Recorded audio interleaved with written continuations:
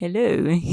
Feminism has a long-standing presence within the dystopian genre, as they have a common cause, oppression. Media based on oppression is very important to minorities and sets up a future in which general society knows the actions they see on screen are not right. I think this is a very important aspect of feminism, and today I'm going to be going over some of my favorite dystopian films and their inputs on feminism, which include Alphaville, Born in Flames, and Ghost in the Shell.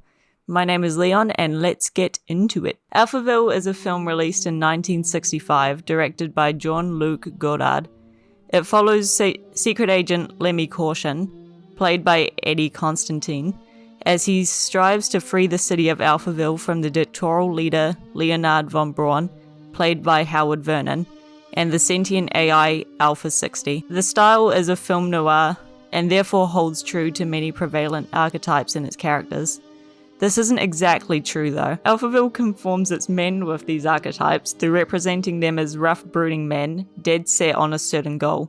This can be seen in our main protagonist Lemmy and his target Leonard von Braun. Women, however, are tackled in a more interesting way. There are femme fatales in the average comings and goings of the film through seductresses, women of whom try to seduce Lemmy throughout his work in Alphaville. They are presented as morally corrupt and scandalous, and negative connotations set about particularly at the moments in the introduction of the film and in the moments before Henry's death. These are commonly held archetypes of film noir's style, although the film has an ambiguous view of the righteousness of their roles. Are they nasty vixens in Lemmy's way, or are they victims of the system Alpha 60 has set up, in which people need escorts in order to quell their emotional needs? The main female lead, Natasha, is the most interesting in relation to gender representation.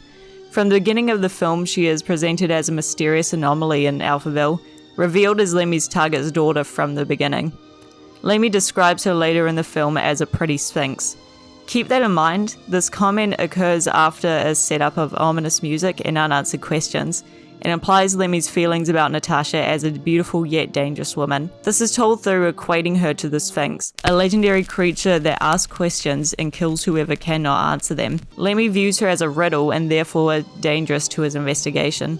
By this point, Natasha is represented as a femme fatale. However, there is a shift in tone towards Natasha that switches her from an implied femme fatale into the dutiful lady in distress we see at the end of the film. Later in the film, towards the third act, Lemmy notices that the seductresses he meets each have a number on the back of their neck. When Lemmy finds a similar number on the back of Natasha's neck, we really expect it to go down. But then, it doesn't. They talk instead about the outer worlds and love, which is strange on Lemmy's part, with the new information he has gleaned of Natasha being a seductress all along. She is seen setting up the government spy's arrival through CX-60 while ordering breakfast, the actress Anna Karina smiling with a coy flick of the eyes as she relays the room number. These elements each build up Natasha as the femme fatale, and the appearance of government spies only serves to prove the audience right. This is in the end of her femme fatale arc, however, and the moment is made conflicted by the conversation about love in the outer worlds before that. It demonstrated Natasha's interest and naivety of the world around her in an innocent light.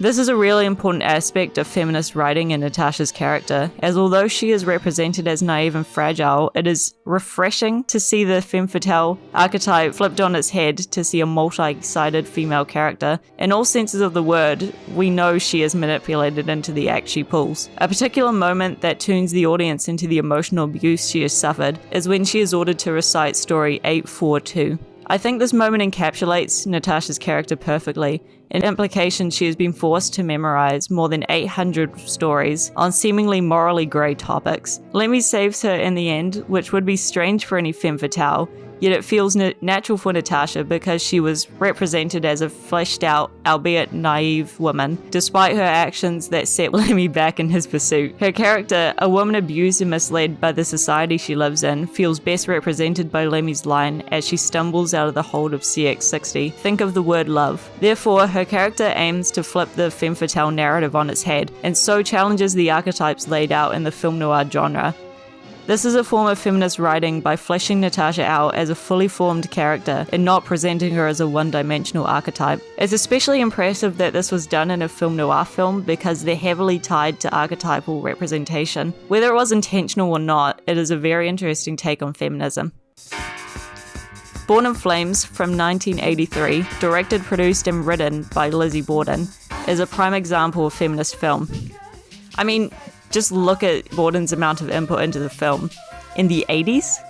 We're still struggling to get female directors in the modern day. It is a documentary-style feminist film based in the fictional United States socialist democracy that struggles with sexism, racism, and classism. Born in Flames takes a stance that leans towards a revolutionary view of the movements proposed, but criticizes certain elements of revolution. Bordon does this subtly through a natural progression of intensity in the Women's Army's actions. Their movement is presented initially in a positive light, through protecting women in the streets and on trains. Criticism arises, however, when further actions are considered in order to further the army's reach. The Women's Army considered taking up firearms as a means to bring across their message of revolution in a way that is impossible to ignore. While it may be considered a natural progression in revolutionary terms when one looks back on revolutions of the past, this is criticized heavily within the film as the reality of having to deal with taking up arms is really heavy. It is stated that the women of the Women's Army do not want to kill to be listened to, especially since they understand the negative connotation these violent acts will bring on their movement's name. Bordon not only criticizes violence, but the act of ignoring oppressed people's protest for change. The revolutionary view is also contested by the women's newspaper editors in the film, of whom regularly critique the Women's Army's fight for equality. The editors believe they've already made enough progress in the political world of the film. An example of this can be seen when one of the newspaper editors say in criticism of the Women's Army, "Also, their politic, it seems, is just based on spontaneous reaction to any kind of oppression without bothering to analyze it first." Each of these together points to the fact that Lizzie Bordon is critiquing many aspects of feminism and revolution as a whole, presenting questions like when will equality be truly satisfying, and how far should a movement go to make themselves be heard. Although the ideology of the Women's Army is presented positively, these aspects are discussed and critiqued, and in that sense it is clear that Bordon does not aim to present answers to these questions. The film therefore sits on a neutral yet slightly revolutionary-leaning perspective. One thing is for sure in Bordon's message though, media is to blame for many problems arising against oppressed peoples.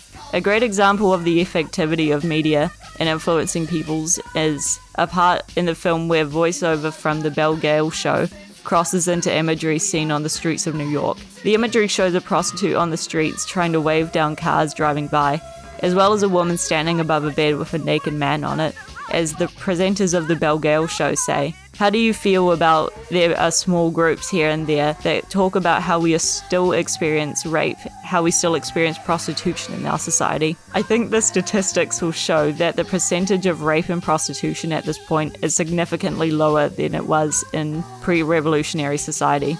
These directly contrasting messages in different formats show an injustice of the society they come from, as the publicly consumed media denies reports of prostitution and rape, and yet from the streets we see this problem in the element, with very few witnesses to testify. The effect of this structure is that it presents the power of influence the white middle-class women have with their hold on media, as opposed to more oppressed groups such as the low-class and coloured peoples of America's population. Another example of this is seen above a still video of two lesbians having an intimate moment while a male instigator's voice plays over top. At the same time, she is increasingly hungry for media attention. She's organized the underground radio and she's got international contacts. This seems to represent the male influence in media permeating through to women's personal lives, as represented through the intimate moment shown on screen. This is effective in the sense that we see the danger on women's personal lives as influenced by those who control the media. Feminism is told through an unbiased lens through Born in Flames, explores perspectives from every side, contrasting the persistent themes of one-sided discussion through media within the film's world. Not only is a straight white male criticized, but white straight women, heterosexual society as a whole, and those of greater wealth are criticized. But the film never tries to say they aren't people. One could say the film doesn't put the blame on any peoples themselves, but instead media as a whole in a disjointed society. Ghost in the Shell was a Japanese animated film released in 1995 under director Mamoru Oshii. It follows Major Kusanagi, a human-cyborg hybrid, and her struggles against human identity in herself and those around her. It is a cyberpunk classic that asks questions about the future, not only in technology and humanity, but in the future of gender and feminism as a whole. Ghost in the Shell raises a lot of important questions about humanity and the true identity of human consciousness in a world where consciousness can be artificially produced. This question is mostly perpetuated through Major Kusanagi. In one particular scene, we see Kusanagi discuss her existence and give the audience insight on her opinion of ghosts, of which are sentient consciousnesses. Although she is mostly made up of cybernetic parts, she considers herself not contained by her existence in a technological shell, but free to explore the boundaries of her own existence through the consciousness she gains in memory and thought. Kusanagi therefore defines herself as a sentient being, and so her cybernetic parts are considered arbitrary on the subject. This speaks to the importance of gender in Kusanagi's identity. If she is a sentient being only coincidentally found in a cybernetic shell, what does it matter to her? But in that light, what makes her a woman? The very concept of a cyborg as a genderless being, although Kusanagi and Bato are gendered through their shells, voices, and skill sets, Kusanagi with his stealth and agility, Bato with his guns and tech. The social construct of gender falls apart under the advancement of human capability, and it says a bit about the concept of gender in society itself. Is it a weak construct set in a world where survival and reproduction are not the main objectives of humanity anymore? In order to transcend humans' obstructions to the future, gender must become obsolete, and feminism will cease to exist. So where does it leave feminism as a movement? This is discussed in a montage of the city. Eerie music plays over top. The instant cut from Kusanagi turning to look at the city after hearing an unfamiliar voice seems to lend itself to the theory that the city itself represents the human consciousness within the film. Throughout the montage, the city is shown to be very colourful and relatively lively, with citizens milling about and vehicles moving around. There are shots showing the canals between long straight buildings and sidewalks, giving a closed-in feeling. The straightness of the environment, however, gives a feeling of connectivity between the people and the city. The city itself seems to be alive with character, but does that make it human? One could say the city and the people are the same, a part of a hive mind. As a hive mind, the people are one being, genderless and whole. This ties into the climax of the film, in which the puppet master, a sentience born of the digital world through its own will, offers Kusanagi to merge and become one. Kusanagi hesitates at first as she is afraid to give up her own consciousness, but she gives in to create a joint consciousness. The new identity is neither Kusanagi nor the puppet master, a child born of digital sentience. If cyborgs can give birth to new consciousness, does that show they are human? The consciousness is embedded in a child's body, and they say, where does the newborn go from here? This sets up a question not only for humanity, but feminism itself. In a connected, genderless society with merged consciousness and artificially produced bodies, feminism has no place. Is it okay to view feminism as a means to an end?